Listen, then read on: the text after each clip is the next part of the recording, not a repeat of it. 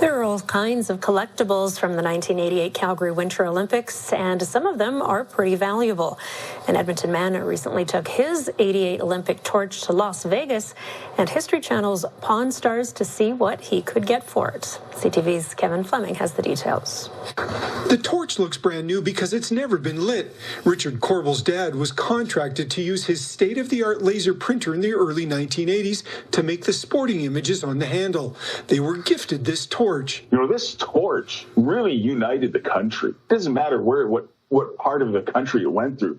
That was like top story news. It was a big deal. Corbell says the Calgary torches are one of the rarest in Olympic history, with fewer than 150 made. 4 or 5 years ago, an unlit torch went for $49,000 US in a major sports memorabilia auction.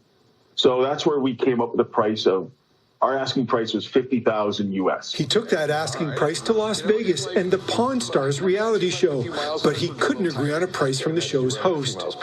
Scott Hayes started collecting pins during the Calgary Games. He says they're worth what people are willing to pay for them, and has seen some sell for up to $150 today. At the end of the Olympics, they sold everything for 10 cents on the dollar. So if you bought a pin for $5, it's worth 50 cents.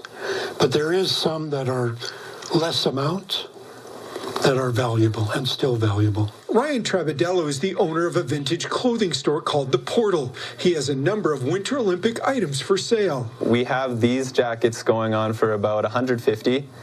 And I think this sweater we have it at $88.88. Travidello says his inventory of Olympic gear always sparks conversations from customers. The fact that this is like the only Olympics that we had, there's a bunch of this cool gear. I don't know. I think it's like a cool kind of like vintage local vibe, which I love. Kevin Fleming, CTV News, Calgary. Some great mementos there. And that is our show for tonight. Thank you so much for watching. Good night.